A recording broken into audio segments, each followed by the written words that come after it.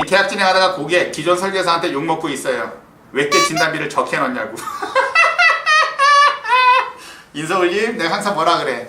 이 설계사 새끼들은요, 그냥 진단비 많이 넣어야 돼. 사망보험도 많이 넣어야 되고, 종신보험만 팔아쳐먹는 어떤 병신 같은 설계사 있죠?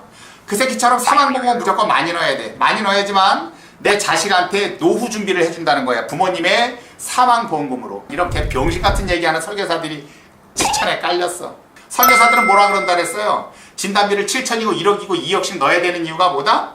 우리나라 국민들은 다 암에 걸리니까. 다 뇌졸중으로 푹 맞아서 쓰러지고 급성심근경색증으로 다 죽기 때문에 무조건 진단비는 높아야 된다. 그래야 병원 치료비도 병원 치료비지만 생활비를 쓸 수 있다라는 이따위 소리 하고 있는 거예요. 여러분 주위에서 안 걸린 사람들 보세요. 지금은 회사 다니는 사람들도 많습니다. 알겠죠? 동호회 활동하는 사람들도 많아요. 암에 걸리고. 예전처럼 암에 걸리면 막 울고 불고 짜고 간병인 가서 회사 다 그만두고 자식이고 남편이고 와이프고 친척의 사돈의 팔촌까지 다 와서 간병인 하는 줄 아세요? 다 개소리 하지 말라고 하세요. 지금 그런 거 없어요. 근데 지금도 뭐 간병인을 써야 된다, 직장을 그만둬야 된다, 모든 것들 다 그만둬서 그쪽으로 돈 생활비를 써야 된다라는 맨날 개소리만 하고 자빠져 있는 거야. 그러니까 설계사 새끼들이 지금 이 모양 이 꼴 난 거예요. 아시겠죠?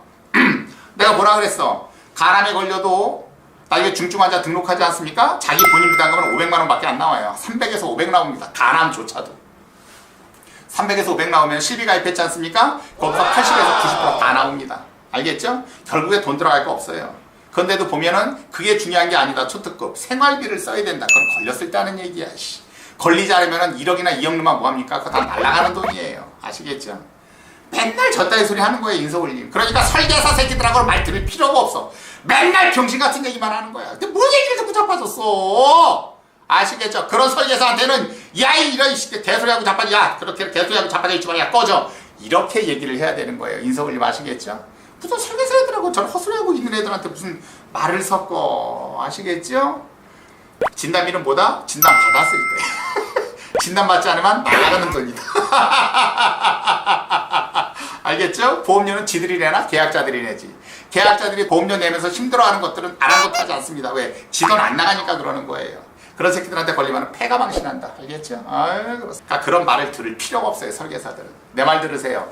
초특급 말만 들어라. 알겠죠?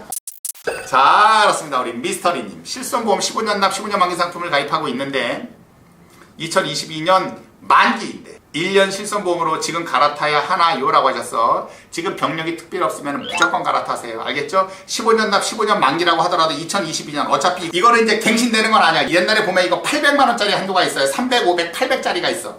지금 15년 납 15년 만기 상품은 요거 800짜리 한도예요. 최고 높아야 800이야. 그 다음에 3000에 10짜리가 나온 거예요. 80세 만기로. 그래서 15년 납짜리는 제일 긴 거는 800이었었다. 알겠죠? 800이었기 때문에 지금 병력이 특별히 없다. 그러면 지금 무조건 갈아타야 됩니다. 아 싫어요. 나는 2022년까지 기다릴래. 그리고 중간에 아파버리면 갈아타기 힘들다라는 거 알겠죠? 아유 그렇습니다. 응급실에서 6시간 이상 수행 맞고 나와도 입원이라고 들었는데 2년 전에 바뀌어서 암 환자 정도 되는 거 아니면 입원이 아니라는데 어떻게 바뀌었다는 건지 알려주세요. 바뀐 거 없어요. 와 그러면은 암 환자만 입원이고 뇌졸중이나 급성심근경색증으로 입원한 사람들은 그게 입원으로 안 치는 겁니까? 그러니까 나는 이런 얘기를 하는 게 김수희 씨가 잘못했다는 얘기가 아니고 누가 잘못됐냐? 그 설계사가 병신 같은 거예요. 그러니까 이런 질문들 자체는 일반 분들은 몰라. 설계사가 얘기해서 그런데 좀 봐봐. 암 환자 정도 되는 거 아니면 입원이 아니라는데 그거는 6시간이든 8시간이든 상관없어요. 병원에서 입원으로 끊어주면 입원이야. 아 돌아버리겠네. 허리 통증은 응급실에서 진통제, 근육 이완제 맞고 나오는데도 7시간 이상 걸리던데 응급실 내원비 5만원이랑 입원비 8만원이 있던데 응급실 내원비밖에 못 받나요? 라고 그랬어. 응급실에서 이것도 입원으로 끊어주면 입원으로 되겠지만 중요한 건 병원에서 지금은 막 끊어주지 않아요. 왜? 건강보험관리공단에다가 급여 청구를 해야 되기 때문에 이거를 만약에 마구잡이로 청구하잖아요. 그러면 병원 페널티 먹습니다. 알겠죠? 왜? 건강보험관리공단의 재정을 훔쳐가는 거니까. 그래서 쉽지 않아요. 지금 입원들이. 그런데 보면 입원 특약을 넣어야 된다? 그거 다 개소리입니다. 알겠죠? 아유 그래. 자, 우리 정지환님, 어깨 수술하고 1년 안에 재발했는데 수술해도 실비 청구가 가능한지요라고 했어요. 근데 1년 안에 재발했다라고 하는 거는 1년 365일이라는 걸 알고 지금 질문하신 거야. 이거는 무조건 받습니다. 알겠죠? 이건 무조건 받아요. 면책기간이 365일 지나서 6개월이라는 면책기간이 도래하기 전에 그 전에 재발한 거기 때문에 이거는 받습니다. 알겠죠? 그렇습니다. 어지러워서 검사한 거 이상 없음으로 나왔는데 검사비 청구해도 되나요? 정상이라 진단비가 없어서요. 이상 없는데 괜히 청구하면 추후 보험가입 시 문제가 되나요? 이건 문제가 심각합니다. 어지러움증으로 해서 나중에 청구를 하지 않습니까? 그러면 왜 어지러웠는지에 대해서 구체적으로 명시하라고 합니다. 근데 구체적으로 돼 있는 거 없잖아요? 가입 거절 떨어져요. 대표적으로 이석증 같은 거 가입하기가 굉장히 힘듭니다. 알겠죠? 이거는 큰일 나는 거예요. 그래서 제대로 보험가입이 되어 있다면 청구해도 상관없으나 제대로 되어 있지 않은 상태에서 일단 청구했다가 나중에 보험가입하지. 그러면 거절, 10주 팔고 거절 떨어집니다. 짱내문짱님 알겠죠? 자, 72세도 착한 실비 보험가입 가능한가요? 얼마 정도만 적당한 걸까요? 대부분은 65세로 끝나는 거예요. 근데 실비 같은 경우는 좀 더 길 수도 있는데 착한 실비가 72세 같은 경우는 가입 안 될 가능성이 상당히 높고 설사 가입된다고 하더라도 보험료가 너무 비싸기 때문에 이거는 비추다. 알겠죠? 그렇습니다. 특히 혹시 회사에서 일을 하다가 다쳐서 산재 처리를 받으면 실비 처리로 따로 청구할 수 없는지요? 중복 보상이 안 됩니다. 그래서 청구가 안 돼요. 알겠죠? 산재하고는 중복 보상이 안 됩니다. 그렇습니다. 단 중복 보상되는 게 뭐냐면 의료 실비. 상해 의료 실비라고 있죠. 그거는 산재 또는 교통사고에서 처리를 받아도 50% 중복 보상이 되는 겁니다. 그래서 상해 의료 실비 빼고는 안 된다. 운전자 보험 20년 납 20년 만기 80년 납기 어떤 게 낫다고 보시나요? 생각이 20년 납 20년 만기로 같은 가격이라도 큰 보장 보험으로 보장받다가 보장 더 낮게 나오면 새로 가입하는 게 좋은 것 같아요라고 해서 잘못 생각하고 있는 거예요. 여러분들 중에 좀 오해를 하시고 있는 거 있어. 옛날에 그 형사합의 지원금이라고 있어요. 그러니까 내가 만약에 운전 중에 과실로 상대방을 사망케 했을 때, 일단 부상도 어차피 있지만 부상을 일단 빼고 상대방을 사망케 했을 때는 그 상대방, 그 사망케 한 가족, 유가족이죠. 남겨져 있는 가족한테 합의금을 보라고 해서 합의금이 나오는 게 바로 형사합의 지원금이에요. 지금은 교통사고 처리 지원금이라고 하지. 지금 이름이 바뀌었어요. 어찌됐건 형사합의 지원금이든 교통사고 처리 지원금이든 일단은 기본적으로 3천만 원씩은 나온단 말이야. 근데 최근에 5천만 원 나오는 게 생겼고 다시 1억까지 나오는 게 생겼어요. 그러면 여러분들이 생각했을 때는 어떤 것 같아? 3천만 원이 좋아요? 5천이 좋아요? 1억이 좋아? 당연히 1억이 좋지 라고 생각하실 거 아니에요? 내가 보는 기준에선 똑같습니다. 그게 왜 똑같냐? 이 형사합의 지원금, 교통사고 처리 지원금은 유가족하고 합의 본 금액으로만 지급이 되는 거야. 만약에 1억짜리 가입했는데 형사합의 지원금으로 3천만 원을 줬어, 유가족한테. 그러면 나머지 차액 7천만 원 생기면 인마이 포켓 할 것 같죠? 안 됩니다, 그거는. 왜? 합의본 부분만큼만 지급되는 거야. 그러니까 그 돈은 나한테 무용지물인 거예요. 그리고 물론 유가족한테 3천만 원보다는 1억을 지급하는 게 더 좋긴 좋겠지. 그러나 이거는 나하고는 상관이 없다라는 얘기야. 유가족한테 여러분 솔직히 까놓고 형사합의 지원금을 더 많이 주기 위해서 내가 운전자 보험을 가입해야지 라고 하는 사람들은 유감스럽지만 한 명도 없어요. 왜 형사합의 지원금이 나오는 운전자 보험을 가입을 하느냐? 내가 유가족하고 합의를 보지 않으면 양형에 있어서 더 무거운 내가 형을 받을 수 있기 때문에 그런 거야. 야, 너 유가족하고 합의 안 받냐? 야, 안 받습니다. 너 왜 안 받어? 너 돈이 없어서. 야, 너 지금 징역 1년에 집행유예 내가 2년 정도 때리려고 그랬는데 왜? 너가 초범이기 때문에 내가 징역 1년에 너 집행유예 2년 때리려고 그랬는데 이 자식 봐라 건방지게 합의를 안 봤어? 너 일로 와. 너 징역 1년 실형 때리는 경우가 있단 말이에요. 그래서 유가족하고 합의를 보는 게 중요한 거야. 근데 만약에 뭐 누굴 내가 쳐서 죽였어. 근데 그쪽에서 야 1억 어디다 대고 내 귀한 자식인데 1억을 가져와. 너 10억 안 가져오면 너 돼질 줄 알아. 너 일로 와. 너 쪼트금. 너 아주 이번에 콩밥이나 한번 먹어봐라 그래서 합의 안 볼 수도 있지 않습니까? 그러면 어떻게 된다 그랬어? 합의금을 공탁을 하면 되는 거예요. 법원에다가.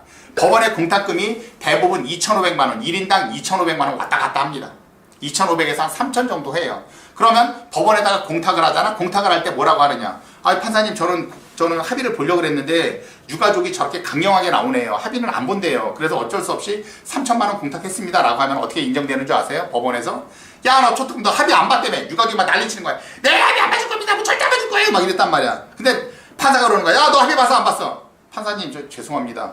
제가 죽을 죄를 졌는데 합의를 안 봐준다 그래서 공탁 3천만 원 걸었습니다. 딱 하잖아? 그럼 어떻게 되느냐? 이거는 합의를 본 것과 똑같이 여깁니다. 판사가. 이해하셨어요? 그래서 3천만 원 공탁하면 끝나는 거예요. 그거는. 최소한 합의금으로서는 끝나는 거야. 유가족이 합의를 보던 안 보던 상관없이 그거는 그대로 합의를 본 것과 똑같은 효력이 있는 겁니다. 근데 그거를 거기다가 1억을 끼워넣는다? 이거는 뭔가 잘못된 거예요. 왜 설계사들이 이걸 자꾸만 팔아쳐먹느냐. 3천만 원은 적다. 무조건 1억 해야 된다니까 기존 거 다 또 해약시키고 또 1억 들어간단 말이야. 이거는 비례보상이에요. 비례보상. 몇 번을 얘기하니 내가 방송에서. 근데 지금도 3천만 원 적다. 1억 높았으니까 1억으로 해야 된다. 맨날 이따위 개소리 하는 거예요. 병신들처럼. 알겠죠? 그러니까 20년 만기라도 최대한 보장받고 나중에 한다? 자체가 잘못된 질문이야! 알겠죠? 이대길님, 우체국 실손과 일반 보험 실손 차이가 뭔지 궁금합니다 라고 했어. 우체국 실손 같은 경우는 3대 특약이 안 빠져있죠. 왜? 이거는 본사의 관리 감독을 받기 때문에 금감원에서 하라고 하더라도 말 안 들으면 되는 거예요. 우체국은. 알겠죠? 그래서 우체국 실손과 일반 보험 실손 차이가 지금 있고요. 그리고 얘네들은 착한 실손은 없어요. 보험료가 더럽게 올라가는 옛날 실손이야. 큰일 납니다. 초특근님 안녕하세요. 제가 사업이 어려워져서 물어보고 싶은 게 있는데 신불자가 되면 보험 들 수 있나요? 그리고 보험 들고 있는 상태에서 신불자가 되면 나중에 아파서 진단금 나오면 어찌 받나요? 신불자는 통장 거래가 안 된다고 하던데 요라고 하셨어. 자, 이거는 꼭 아셔야 돼. 신불자 같은 경우에 있어서도 보험 가입하는 데는 지장이 없어요. 근데 신불자가 중요한 건 뭐냐? 일단 신불자가 피보험자일 경우에만 중요한 거예요.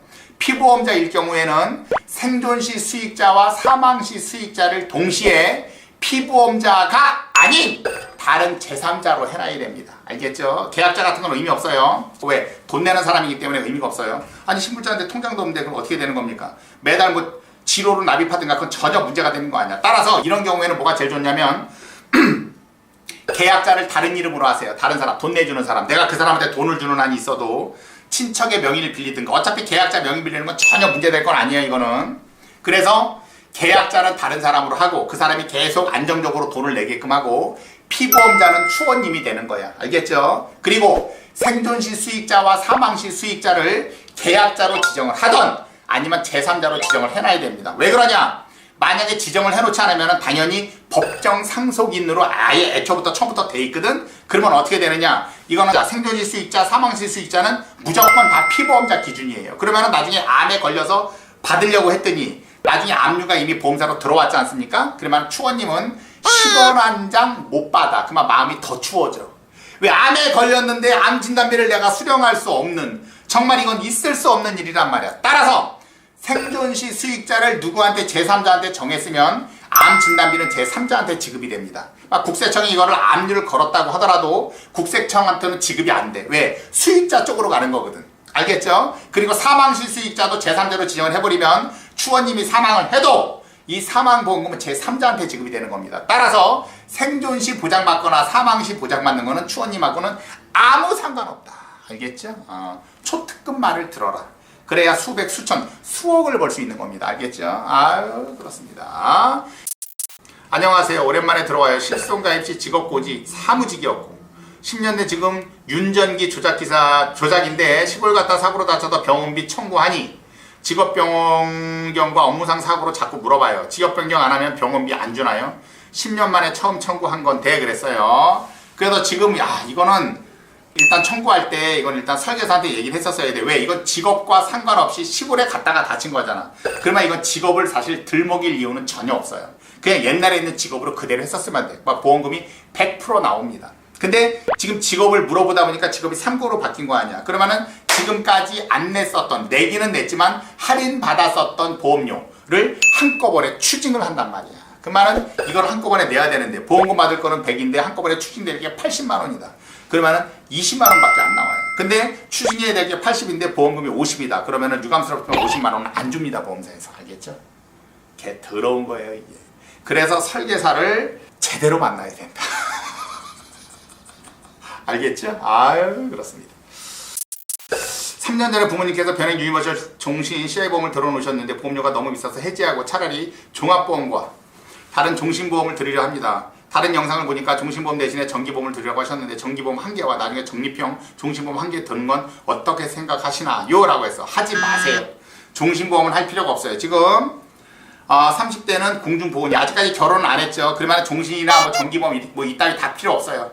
결혼을 했을 때 사망보험금을 넣어도 문제 없으나 조만간 결혼할 예정이다 그러면은 애초에 종합보험 가입을 할 때 그 안에다가 정기보험을 끼워 넣는 거야. 근데 결혼 예정이 없다 그러면 그 정기보험조차 필요 없습니다. 알겠죠? 그러니까 내 말 들으세요. 우리 최지영님, 초특근님 반갑습니다. 치아보험을 들기 2개월 전에 치과에 정기검진 갔더니 치아 상태가 안 좋은 부분이 있다고 했는데 과잉질병인 것 같아서 치료 안 받고 나왔고 그 뒤로도 치아가 아프지 않아도 치료받지 않고 그만두었습니다. 2달 뒤에 치아보험에 가입했는데 이것도 고지 의무 위반이 될 수 있나요? 라고 했어요. 이거는 전혀 상관없어요. 1년 이내 충치 또는 충치로 인한 치료 권유, 5년 이내 치주질환에 대한 수술 권유가 아니면 가입하는데 지장이 없다. 알겠죠? 이가 안 좋네요. 그럼 그 치과 의사 중에 이런 애들이 어딨어? 이가 너무 좋습니다. 안보험은 비갱신으로 몇 년 만기로 들어야 할까요? 이거는 피보험자 나이에 따라 틀려요. 과연 50줄에 가까웠다 그러면 90세, 한 40줄까지는 80세여도 상관없다. 왜? 그때는 돈에 대한 가치가 떨어지니까. 알겠죠? 자, 봅시다. 우리 2대1 61년생 어머니 안보험이 없으신데 가입이 가능할까요? 병력은 없습니다. 가능하다면 어떤 식으로 가입해야 할까요? 라 그랬어. 가입하는데 지장 없어요. 비갱신형으로 해서 90세 만기에 하셔도 되고 여유가 특별히 많지 않다 그러면 갱신형으로 가입해도 상관없어요. 갱신형으로 가입하지 말라 그랬잖아요. 물론 비갱신형으로 하면 좋지. 근데 보험료가 비싸요. 비싸기 때문에 갱신형으로 끌고 가다가 나중에 보험료에 대한 부담이 있으면 그때 아무 때나 해지하면 된다. 알겠죠?